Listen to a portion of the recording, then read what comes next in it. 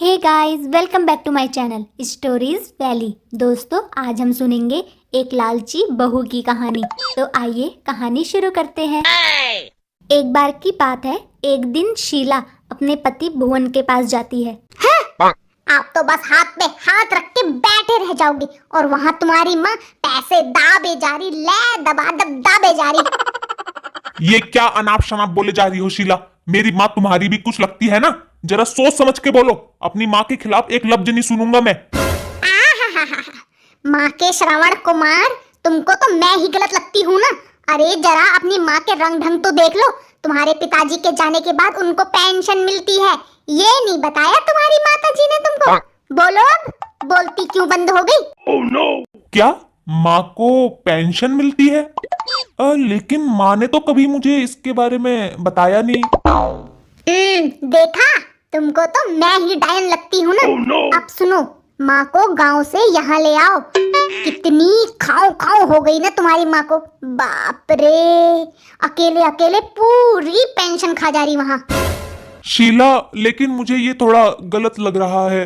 अरे रे रे रे रे, क्या करूं मैं इस आदमी का? मेरे तो भाग्य ही फूट गए। अरे उन रुपयों में जरा हमारा भी तो भला हो जाए तो क्या गलत है इसमें? तुम्हारे अपने पिताजी के ही रुपए हैं वो। अब भुवन अपनी बीवी की बात मान के अपनी माँ सुजाता को अपने साथ ले आता है और सुजाता के घर आने के बाद शीला उनकी सेवा में लग जाती है। कुछ दिन बीतने के बाद सुजाता की पेंशन आती है तो शीला उनके पास जाती है और कहती है, अरे माँ जी, ये रुपए, ये तो शायद ससुर जी की पेंशन के रुपए है ना? हाँ बहू, ये उनकी पेंशन के रुपए हैं। वो तो चले गए, बस अब ये पेंशन आती है उनकी। भगवान उनकी आत्मा को शांति दे। अच्छा माँ जी, मैं क्या सोच रही थी, आपको जो क्या पैसों की जरूरत है, अगर आपको कोई दिक्कत ना हो तो पेंशन के पैसे मुझे दे दो। अब देखो ना, आप यहाँ आ गई, घर का खर्चा भी कितना बढ़ गया। अब अकेले बेचारे वो कैसे घर चलाएं? Oh, no! बहू, अरे माँ जी देखो, आपको रुपए नहीं देने तो रहने दो। मैंने तो आपके बेटे के बारे में सोच कर ही मांगे, लेकिन फिर भी आपको नहीं देने तो कोई बात नहीं। Oh, no! अरे बहू, नहीं नहीं, ऐसी बात नहीं है। तू सही तो कह रही है, मुझे क्या जरूरत पैसों की। मुझे तो बस सुकून का 2 टाइम का खाना मिल जाए बस। एक काम कर, ये पेंशन के रुपये तू ही रख ले। थैंक यू माँ जी। अब जब भी पेंशन आती तो शीला उन रुपयों को अपने पास रख लेती थी और कुछ ही टाइम में शीला अपनी सास को अपना असली रंग दिखाने लगती है। बहू, ओ बहू, आज खाना नहीं बनाया, जल्दी जल्दी कुछ बना दे बेटा, मुझे अपनी आज की दवाई भी खानी है जरा। अब माँ जी, आज आप ही खाना बना लो ना, आज मेरा खाना बनाने का बिल्कुल मूड नहीं है। अरे बहू, तेरे होते हुए मैं खाना बनाऊं? मुझे तो सही से दिखता भी नहीं है अब। माँ जी, ये तो सब कहने वाली बातें हैं। खाना खाते टाइम तो बराबर दिखता है आपको। चलिए जल्दी से खाना बना दो अब शीला खाना बनाने की जिम्मेदारी अपनी सास को देकर शॉपिंग पर चले जाती है और शॉपिंग से शीला थक कर घर आती है और अपनी सास को आवाज लगाती है। उफ़ो, कितना थक गई मैं। माँ जी, जरा एक गिलास पानी लाना तो। और सुजाता पानी लेकर आती है तो शीला की शॉपिंग के बैग देखकर सुजाता शीला से बोलती है, अरे बहू, उस दिन तो तू बोल रही थी पैसों की इतनी दिक्कत है, अब तू इतने सारे रुपये शॉपिंग पर ऐसे खर्च कर रही है। देखो बेटा, कुछ अपने पति के बारे में भी सोच। उफ़ो, माँ जी आप ज्यादा ना चिक चिक मत करो। देखो, जाओ यहाँ से, मुझे अकेला छोड़ दो, ऐसे ही बहुत थकी हुई हूँ मैं। सुजाता को अपनी बहू की ये सब हरकतें समझ आ रही थी, लेकिन वो कुछ नहीं बोलती और ऐसे ही काफी दिन बीत जाते हैं। अरे अरे बेटा, रुक तो जरा।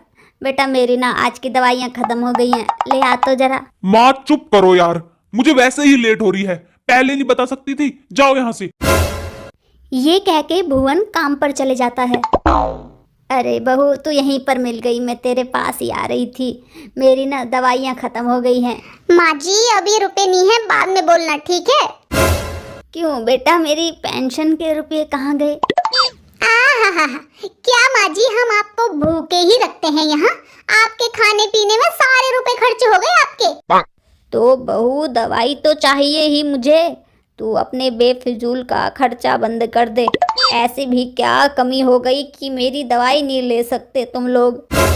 अरे रे रे रे माँ जी, सुबह सुबह कच कच शुरू कर दी। चैन की सांस नहीं लेने दो कभी। एक तो हमारे घर आकर खर्चा बढ़ा दिया, पेंशन के 2 रुपये क्या दे दिए, बस हर टाइम उन्हीं रुपए के गाना गाने में है। Oh no! देखते ही देखते कुछ दिनों में सुजाता की काफी तबीयत खराब हो जाती है। वो बुखार से तप रही थी, लेकिन शीला अपनी सास की एक बात नहीं मानती और उनसे घर का सारा काम करवाती है। सुजाता झाड़ू लगा रही थी, तभी उसकी बेटी मीना घर आती है और अपनी माँ को काम करता देख मीना अपनी भाभी से चिल्लाकर कहती है, भाभी, मुझे तो पहले से ही शक था कि आप लोगों ने बस माँ की पेंशन के लिए ही उनको अपने साथ बुलाया है, और आज यहाँ आकर ये सच मैंने अपनी आंखों से भी देख लिया। आप लोगों ने तो उनको अपना नौकर बनाकर रखा है। तो क्या हो गया? तू तो बोली मत मीना बीच में। तू अब दूसरे घर की है, इस घर के मामले में बोलने का हक नहीं है तुझे, समझी? Oh no!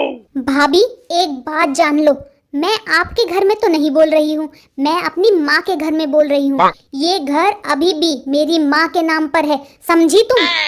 हम चाहे तो एक झटके में तुमसे सब कुछ लेकर तुमको रोड पर खड़ा कर सकते हैं। Oh no! लेकिन हम तुम्हारे जैसे नहीं है ना। मैं अपनी माँ को अपने साथ लेकर जा रही हूँ। चलो माँ, अब इस घर में 1 सेकंड नहीं रुकोगी तुम।